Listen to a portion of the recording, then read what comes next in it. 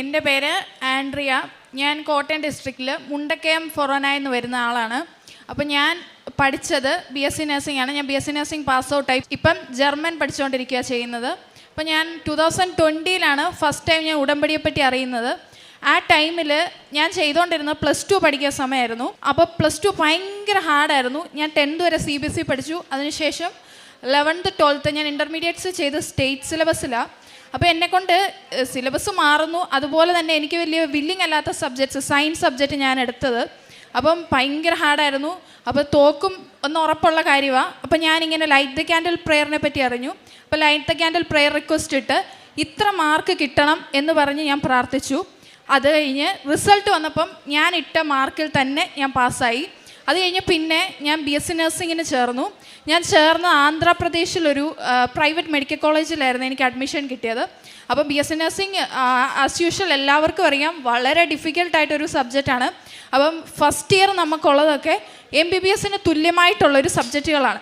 അപ്പം ഞാൻ ഉറപ്പായിട്ടും സപ്ലി അടിക്കുമെന്ന് എനിക്കറിയാം. കാരണം ഓൾറെഡി +2 നല്ല പാടാണ്.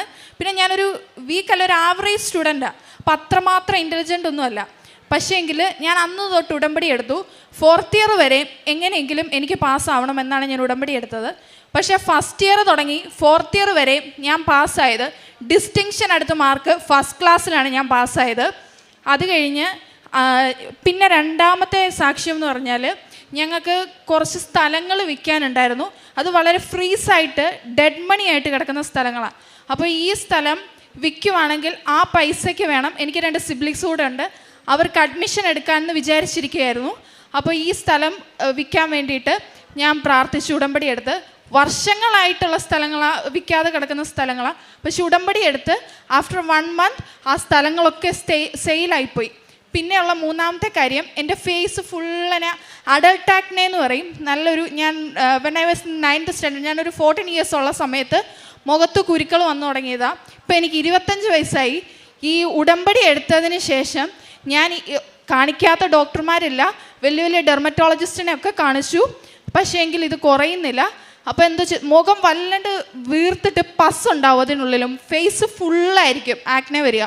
അപ്പം ഞാൻ അങ്ങനെ പ്രാർത്ഥിച്ചിട്ട് എൻ്റെ അമ്മ എന്നോട് പറഞ്ഞു, ഇത്രയും മരുന്ന് നീ കഴിച്ചു, അപ്പം മാറുന്നില്ല, അപ്പം നീ എന്ത് ചെയ്യുക, തൈലം എടുക്കുക, പ്രാർത്ഥിക്കുക. അപ്പം ഞാൻ രാവിലെ ഞാനൊരു സിറമോ ഫേസ് ക്രീമോ ഒന്നും ഉപയോഗിക്കാൻ തുടങ്ങിയില്ല. ഞാൻ എന്ത് ചെയ്തെന്ന് വെച്ചാൽ മരുന്ന് മാറ്റി, എന്നിട്ട് രാവിലെ തുടങ്ങി ഉടമ്പടി തൈലം എവിടെ പോകുന്നതിന് മുന്നേ കുരിശ് വരച്ച് പ്രാർത്ഥിച്ച് ഞാൻ പോകാൻ തുടങ്ങി. അങ്ങനെയാണ് എൻ്റെ ആക്നെ മരുന്നൊന്നും ഇല്ലാതെ കംപ്ലീറ്റ്ലി ക്ലിയർ ഔട്ടായത്. പിന്നെ ഞാൻ ഈ പാസ്സായെന്ന് പറഞ്ഞത്, എൻ്റെ കൂട്ടത്തിലുള്ള സ്റ്റുഡൻസ്, വീക്കായിട്ടുള്ള സ്റ്റുഡൻസ് ഉണ്ടാവും, അവർ ഹിന്ദുസ് ഉണ്ടാവും, പല റിലീജിയനിലുള്ള ആൾക്കാരുണ്ടാവും. ഞാൻ അവർക്കൊക്കെ പത്രം കൊടുക്കും.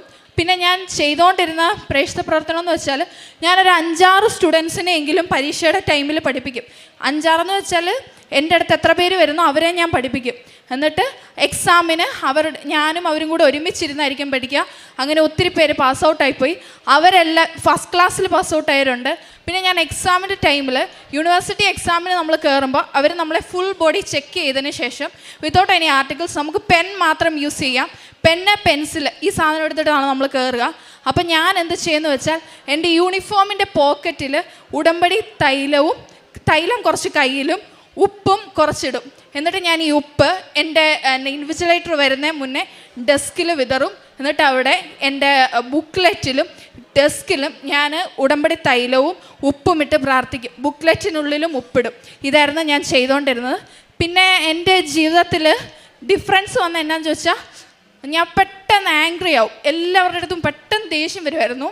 പക്ഷെ ഞാൻ പിന്നെ ഉടമ്പടി എടുത്തതിന് ശേഷം എന്നെ ഇപ്പം ഒരാൾ അടിച്ചിട്ടുണ്ടെങ്കിൽ കൂടി ഞാൻ അവരോട് തിരിച്ച് റെസ്പോണ്ട് ചെയ്യാതിരിക്കും. ഞാനത് ക്ഷമിക്കും, പറ്റുവോളം ക്ഷമിക്കുമായിരുന്നു.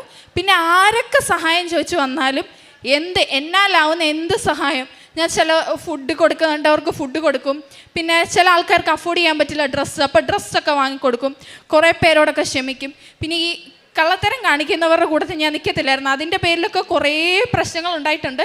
പിന്നെ ഞാൻ ട്രൂ ആയിട്ടുള്ള കാര്യത്തിൻ്റെ കൂടെ ഞാൻ നിൽക്കാറുള്ളായിരുന്നു. ഇതൊക്കെ പിന്നെ ഡെയിലി 30 മിനിറ്റ് ഞാൻ ബൈബിള് വായിക്കും. ഒരു ദിവസം പോലെ ഞാൻ ആ സമയത്ത് ഉപവാസം മുടക്കിയിട്ടുണ്ടായിരുന്നില്ല.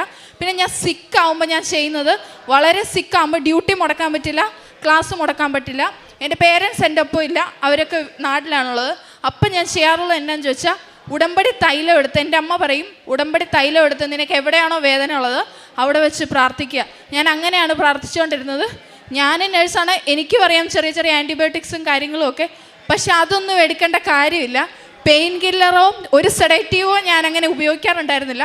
ഞാൻ അപ്പോഴെല്ലാം ഉപയോഗിച്ചിരുന്ന തൈലമാണ്. അങ്ങനെ എൻ്റെ ചെറിയ ചെറിയ ഇൽനെസ്സൊക്കെ മാറി കിട്ടിയിരുന്നു. ഇതൊക്കെയാണ് എനിക്ക് കിട്ടിയ ഉടമ്പടി സാക്ഷ്യങ്ങൾ. എനിക്ക് ഇത്രയൊക്കെ ചെയ്തു തന്ന തിരുക്കുമാരനും പരിശുദ്ധ അമ്മയ്ക്കും 1000 നന്ദി.